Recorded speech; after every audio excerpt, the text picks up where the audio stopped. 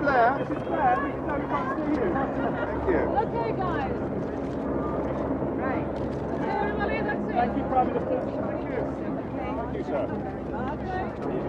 Can we get a copy of the Evening Standard for you? Absolutely, no problem. Or whatever else.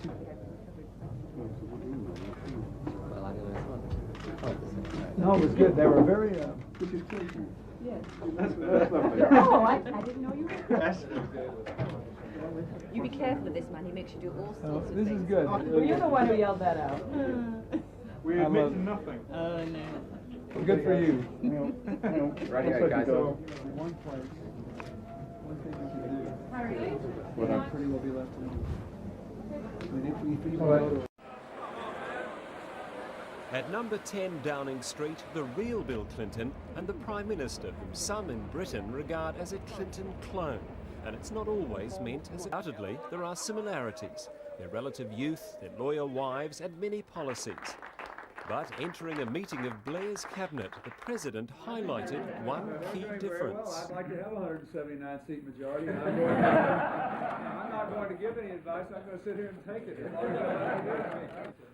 A view shared is that the United States has nothing to fear from closer UK ties to Europe. Strong in Europe and strong with the United States. I think the one strength deepens the other. Later, the two reported agreement on Northern Ireland. Clinton echoed the British demand for an... The President and I have ranged over many subjects in the hours we have had together, and we intend to continue those discussions later today. We've discussed Bosnia and our continuing efforts to work together in addressing one of the most pressing crises on the international agenda. We've discussed, obviously, Northern Ireland and our determination to do all that we can to bring about the ceasefire that will allow all-party talks to proceed in the best possible climate, and if a ceasefire is genuine and credible with all the parties there. We agreed that NATO is and will remain the cornerstone of Europe's defence, and I was grateful too for the President's expression of continuing support on Hong Kong. We agreed too that Britain does not need to choose between being strong in Europe or being close to the United States of America, but that by being strong in Europe, we will further strengthen our relations with the US. President Clinton will have more to say on these and other issues in a moment. But we agreed too, and have for some time, that this is a new era which calls for a new generation politics and a new generation leadership. This is the generation that prefers reason to doctrine, that is strong in ideals but indifferent to ideology, whose instinct is to judge government not on grand designs, but by practical results. This is 1997. In 1998, Britain has the presidency both of the European Union and the G8. We have agreed today to a common agenda and a shared determination to identify what action needs to be taken to tackle the problems we all face, to identify what reforms have worked where, what reforms have failed, and how we can learn the lessons, both of success and of failure. As part of this process, Britain will host a G8 conference of finance and social affairs ministers in the early months of our G8 presidency next year, and the Chancellor of the Exchequer will be announcing further details today. We have a shared language. We have a shared outlook on many of the issues that face us. We are determined, too, to share our ideas, our expertise, and our commitment to a new era of cooperation and of understanding. Thank you. President Clinton. Thank you very much, Prime Minister. First, let me say it's an honor and a pleasure to be here today. I've looked forward to this for a long time. I have read countless articles about how Prime Minister Blair and I have everything in common, and I'm still looking for my 179-seat majority. I have been all ears in trying to get advice about how such a thing might be achieved. On a more serious note, let me say that one of the most important and meaningful responsibilities of any American president is to carry forward the unique partnership between the United States and the United Kingdom. Over the last 50 years, our unbreakable alliance has helped to bring our people unparalleled peace and prosperity and security. It's an alliance based on shared values and common aspirations. In the last 4 years, I was privileged to lead the United States in pursuing that partnership. I had a good and productive relationship with Prime Minister Major, and I am very much looking forward to working with Toни Blер. I have asked him, in pursuance of this, to come to Washington as early as is convenient for both of us, and I expect that there will be an official visit pretty soon, and I know that the people of the United States are looking forward to having him there.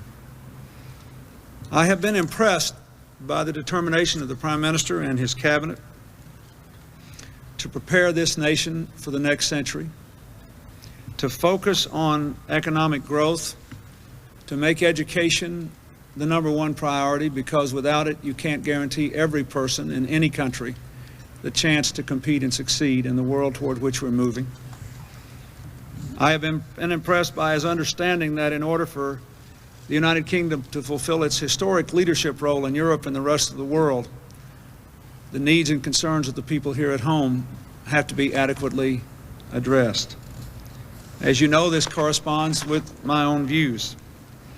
Our first task must always be to expand opportunity for our own citizens, to expect them to behave in a responsible manner, and to recognize that we have to maintain a community in which people's differences are respected, but in which their shared values are more important. We talked about how we could work together to shape a peace for the coming generation. We reviewed our efforts to complete the work that began 50 years ago with the Marshall Plan, building an undivided, peaceful Europe for the first time in history. Through NATO's enlargement, through its new partnership with Russia, its new agreement with Ukraine, a strengthened partnership for peace, an expanding European Union that reaches out to Europe's newly free nations. We agreed on the importance, as he has already said, of helping the parties in Bosnia fulfill their commitments under the Dayton Accord and continuing our support for all elements of it. We discussed Northern Ireland. As all of you know, when I visited Northern Ireland 18 months ago, I was profoundly moved by the palpable desire of people in both communities for peace. I applaud the Prime Minister's initial efforts in this regard. There is a sense of hope and reassurance that has been conveyed here, and I know that he is committed, in partnership with the Irish government, to bring about a lasting resolution to the conflict. The goal of this peace process is inclusive talks, because they are the ones most likely to succeed. But I have said before, and I'd like to say again, that can only succeed if there is an unequivocal ceasefire, in deed and in word. Again, I urge the IRA to lay down their guns for good, and for all parties to turn their efforts to building the peace together. The concerns we share extend far beyond our borders. Today's global challenges require global responses. Indeed, one of the reasons that we are working so hard to organize NATO in the proper way, to unify Europe in the proper way, is so that our nations will all be prepared to meet the challenges to our security in the new century, which cross national lines: terrorism, international crime, weapons proliferation, and obviously global environmental degradation. More and more, we are focusing our attention on these challenges. Again, we are going to deepen our cooperation between our two nations and in the forums in which we're members. I am very pleased with the proposal that the Prime Minister has made to pursue an economic agenda within the Group of 8, and I intend to support that. And let me say finally that we discussed Hong Kong, and I commended the United Kingdom to work to implement the word and the spirit of the 1984 agreement. All of us who care about the future of Hong Kong have a stake in making sure the agreement is fully met. We will keep faith with the people of Hong Kong by monitoring the transition to make sure that civil liberties are retained, that democratic values and free market principles are maintained. Those are the things for which the United Kingdom and the United States stand, and those are the things that the agreement guarantees. This is a hopeful time for the people of the United Kingdom and for the people of the United States. It is a hopeful time for the world. More people live free and have the chance to live out their dreams than ever before in human history. But we face daunting new challenges, and we have to face them together. I say repeatedly to the American people, we may be at the point of our greatest relative influence in the world after the Cold War, but we can exercise that influence only if we acknowledge our interdependence on like-minded people with similar dreams. I feel that very strongly here today with Prime Minister Blair, and I intend to act upon it. Thank you very much. Thank you very much, Mr. President. Right,